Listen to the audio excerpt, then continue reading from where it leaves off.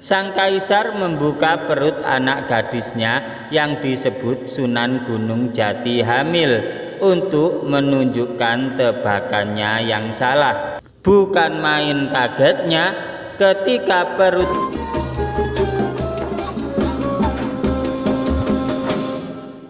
Assalamualaikum warahmatullahi wabarakatuh. Alhamdulillah wassalatu wassalamu ala rasulillah, amma ba'du. Inda dzikri sholihin tanzilur rahmah. Ketika orang-orang soleh dikenang, maka akan menurunkan rahmat Allah subhanahu wa ta'ala. Semoga bersamaan dengan turunnya rahmat Allah ini, hajat-hajat kita, doa-doa kita dikabulkan oleh Allah subhanahu wa ta'ala, rezeki kita dilimpah ruahkan, dan kita semua selamat sukses dunia akhirat, amin ya rabbal alamin. Jamaah channel cerita pesantren yang dirahmati Allah, cerita-cerita dan karomah Sunan Gunung Jati memang kerap menjadi cerita tutur hingga saat ini. Menurut Kiai Bahauddin Nur Salim atau yang terkenal dengan Gus Baha, ketika manusia melakukan hal yang di luar nalar, semata-mata itu adalah kehendak kekuasaan dari Allah subhanahu wa ta'ala. Dijelaskan bahwa hal demikian bersifat khususiyah, khusus. Karomah tersebut diberikan kepada orang tertentu. Gus Baha mengakui karomah Sunan Gunung Jati memang di luar nalar, tetapi hal itu terjadi atas izin Allah subhanahu wa ta'ala. Beliau pun menceritakan karomah Sunan Gunung Jati juga kesaktian yang dimiliki. Peristiwa tidak masuk di akal itu semata-mata atas izin Allah subhanahu wa ta'ala. Gus Baha sendiri memang kerap melaksanakan ziarah ke makam Sunan Gunung Jati. Pada satu ceramah, Gus Baha menceritakan karomah Sunan Gunung Jati, sebuah cerita yang mungkin sulit untuk diterima oleh akal sehat, tetapi Allah mengizinkannya terjadi para wali Allah. Salah satu ceritanya adalah ketika Sunan Gunung Jati merasa sumpek dan resah juga suntuk. Untuk menghilangkan rasa gundah gulana tersebut, beliau melakukan sholat.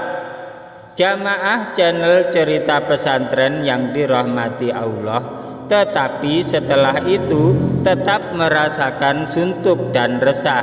Akhirnya sholat lagi sampai 3 kali untuk memupus rasa gundah gulana yang dimiliki Kanjeng Sunan.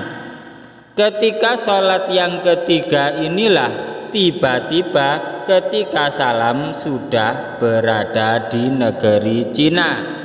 Kemudian Gus Baha menceritakan karomah lain dari Sunan Gunung Jati adalah terkait erat dengan Kaisar Tiongkok.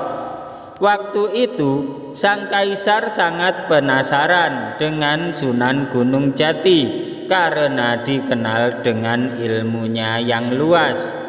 Sunan Gunung Jati kemudian dipanggil Kaisar Tiongkok dan ingin mencoba kesaktiannya, sekaligus membuktikan karomah tersebut di depan mata kepalanya sendiri. Suatu ketika Kaisar Tiongkok menyandingkan putri pertamanya yang sedang hamil dengan adiknya. Adiknya tersebut merupakan perawan alias masih gadis, belum menikah. Sang kaisar kemudian meminta Sunan Gunung Jati menebak mana putrinya yang sedang hamil dan mana yang tidak. Jamaah channel cerita pesantren yang dirahmati Allah, di luar dugaan Sunan Gunung Jati menebak bahwa putri kaisar yang sedang hamil adalah yang masih gadis atau yang masih perawan belum menikah. Sontak tiba-tiba kaisar pun tertawa terbahak-bahak karena yakin Sunan Gunung Jati salah menebak. Kemudian sang kaisar membuka perut anak gadisnya yang disebut Sunan Gunung Jati hamil untuk menunjukkan tebakannya yang salah. Bukan main kagetnya ketika perut putri keduanya dibuka, ternyata benar-benar hamil. Jamaah channel Cerita Pesantren yang dirahmati Allah, demikian cerita dari Gus Bahak tentang karomah Sunan Gunung Jati. Semoga cerita ini bermanfaat bagi kehidupan agama kita di dunia maupun akhirat. Jangan lupa like, komen, subscribe, dan share, bagikan karena cerita ini sangat bermanfaat. Wabillahi taufiq wal hidayah, waridha wal inayah. Wassalamualaikum warahmatullahi wabarakatuh.